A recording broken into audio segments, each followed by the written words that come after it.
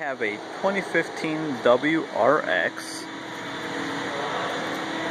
with your basic 268 horsepower, 2.0 4-cylinder boxer engine. So you still got your flat 4 in there. We're going to be doing an exhaust sound on this one. You got the traditional quad tip exhaust on this one, completely stock. We will see how it sounds on cold start.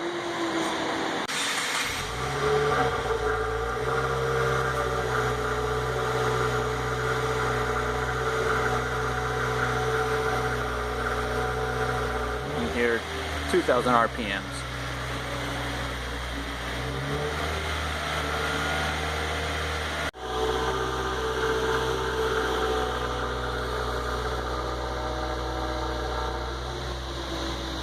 Doing 5,000 RPMs and redlining it.